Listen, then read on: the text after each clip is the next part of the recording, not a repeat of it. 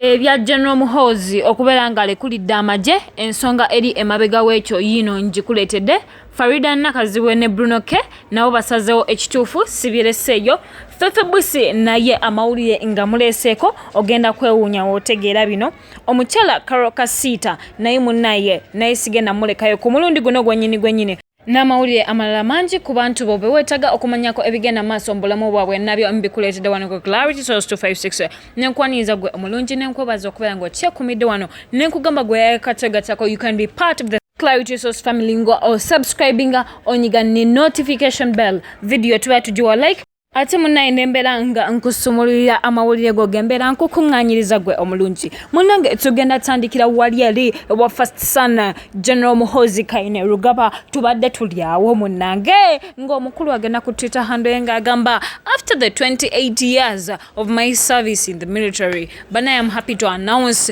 to the world that I've retired abantu ne bagamba kozeeki mulimba temulimba ne mbagamba nedda omukulu yennyini yabiwandiise bino era abaana olukitegedde ne badduka gambiro ne bagenderawo wali eri mu Twitter handle ye ne batandika commentinga bannange I didn't know that someone could just retire just like that. Era nagyongerako n'agamba nti General Sejusa has been trained to retire from the army for the past 2 decades naye nga tebamukkiriza abalala ne bagamba kati omukulu kakisabye kati ye agenda kimuweebwa naye nga ffe munnaye yonna ensonga eri emabega wa first son General Muhoozi okubeera nga alekulidde amagye ffe tetugiinaako buzibu mukulu katulinde your next step katusuubire nti all goes well eyo ngenda kujjayo munnaye ngendekewo omukyala Sheila omukyala ono yakoze omukolo ogw'amaanyi era ffe aba Clarity Source abamu ku bannamukisa abayitiddwa naye munnange ba social media in-laws mwafuusa obuzibu eri omukolo guno abantu bageze ku page eya Facebook ate kyo ne kiyitira ne batandika okugamba bannaye mutusaasire mutunnyonnyolemu ababaddeyo era posti ezo nga wooziraba bagamba bannaye nze musooke mundeke bannaye omwami yaliwa nze ndaba alinga nga ali ku bantu be bamu bazadde be baba be bati yomu yatuse n'okugamba for sure I don't see the husband where is he abantu ne bagamba bannaye nze sikitegeera ekiri wano bannaye wikiira gwe mwogerako bannange nagamba bannaye omwami mukadde bannaye mukadde nze sikitegeera naye tubagamba omukolo gwa namwe muguleke everybody has a choice to choose whoever they need in their life Sheila congs to you ffe tuli naawe eyo nga nkujjayo munnange omukyala Sheila Gashumba nga nakuwa story nti munnaye omukulu Rickman yalabibwa nga munnaye aproposinga wabula bino byonna ffe nagamba tetwogera byanjwanjwa tetumalaga yogera era tetumalaga wabula tusooka ne tunoonya ekintu that's why we are the Clarity Source 10256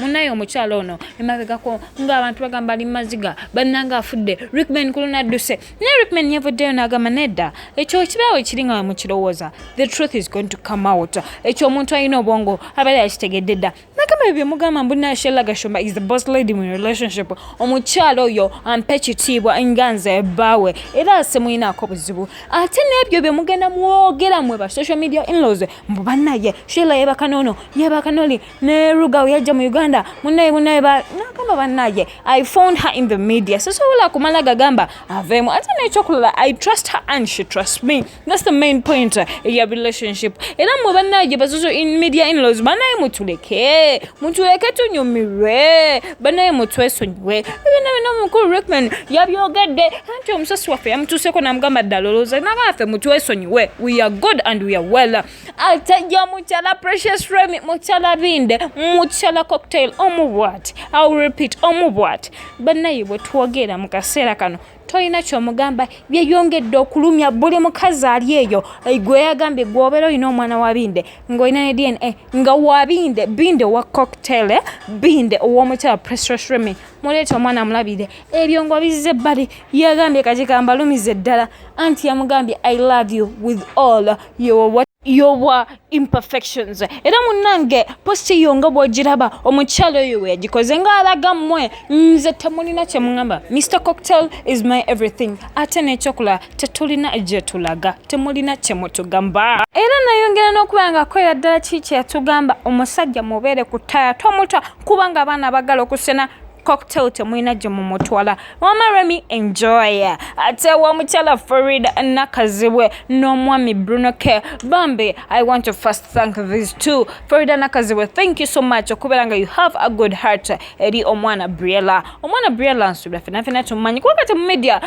she's one of the youngest nenga bamanyi. Briella ye Briella Chigundu. Briella Chigundu Ensonga tata we Bruno K ye Bruno Chigundu. Munange wetwogera omwana yafuuse dda brand ambassador. Munange omwana yafuuse dda ambassador ate wa Imperial Leather. Oli omwana kugamye mukasera kano, she's an influencer eri abato. Era munnaye ababiri bano balabiddwako nga bali bonna bagezako ku grooming omwana ono. Agenda otuuka mu bintu bino bannaye ate nga kisusiza. Ku myaka emito Briella gyaliko omwami Bruno K n'omukyala Farida Nakazibwe Bambi, they're trying their best okubeera nga ate mu kaseera kali baby wanabeera atukidde okubeera nga akola byonna nga bw'olaba post eyo munnange influencer nga bwe gambye. Era omukyala Farida Nakazibwe yamugambye bana mpola we are learning more about the brand. Influencer sabuni na nabye. Influencer mwana afoyo golaba Briella. Nenga Briella Bambi. Tuli mabega in everything that you do because ogenda beda mukazi wa manyi. I believe in you baby Briella. I believe in you and everybody. Ali mabega omukwano. Very very good child Bambi. Katukusabire byonna bibere bulungi nyonyo. Ate nga tuvude owamukulu Bruno K tugenze komcha Karol kasita. Omukyalo oyo bwenjogerako Karol kasita wabeera tomumanyi munnaye munoonyerezeko n'omukulu ffeffe bussi the smallest rapper. Ababiri bano obakajja bafulumye oluyimba bombi ne wabula oluyimba lulabika tebalese kyekimu anti we tugenda nagamba is the clarity source to face 6 tukunoonyeza ekintu tetumala googera byanjwanjwa wabula tutuukira ddala ku nsulo yaakyo ne tukuleeta ekintu ekikukakasa ffe tetumala googera. Munnanga babiri bano essimu yaabwe twagirumise. Ngugambye nga bwenjogere twagirumise nagamba selebwo bw'abeera ina kyakola nga weetaaga okimanya tujja kikuwa. Munnaye ngenda kulekera clip eno egenda okuzanya obeere ng'owulira a conversation eyabaddewo wakati wa bano ababiri ombulire wamagwe ogirowoozaako ki? Hello? Where's your heart? Simanyi weri bannange teriiwaawo. I'm not seeing it anywhere. Where? Because zino engoye ezisinga nazitankuddeko and there is no. Oh, it's here. Oyo mugamba yangu mwana Karol. Wanji?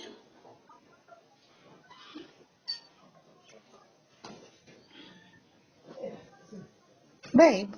Wanji? Ogambye ki? Oyo yangu wafulumidde. Hi babe. Hey babe. Ng'okutte mangu. Okay, sure. Mageze kusobera kwata, you okay? Yeah, okay, how are you? I'm okay. But I at studio. You are. Are you welcome? Babe, Palazzo hasn't confirmed Ogende. Oh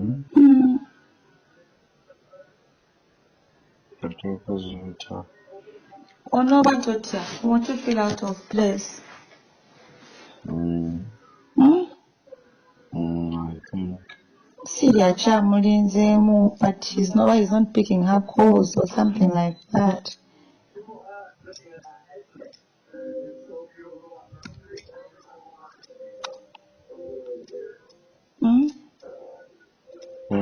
Nkuleke. Nkuleke. That's okay. Okay. Ngolinga yebye.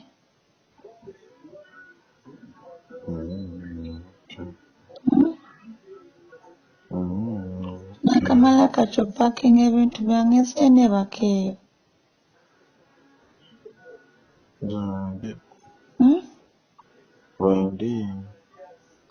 Bazemukonga ngenda koowa tokuvuga tokute ate nga nokeera.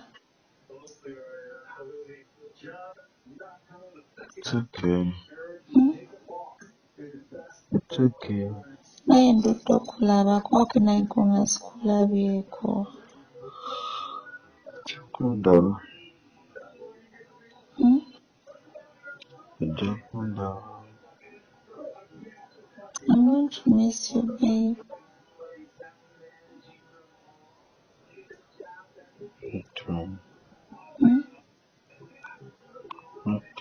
Bakuwadde enjagayo. Tebakuwadde tebanneesiga. Beebo. Tebandiyempisiza weebato kale sinze.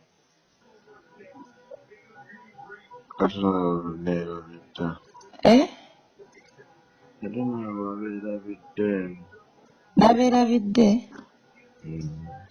Nadde manyi ngenda kujjayo mu bufumbo.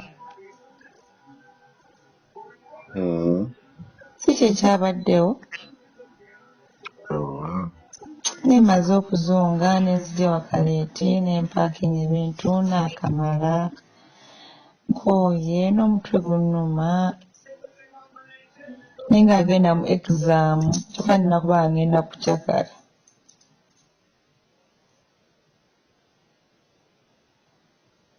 Baby,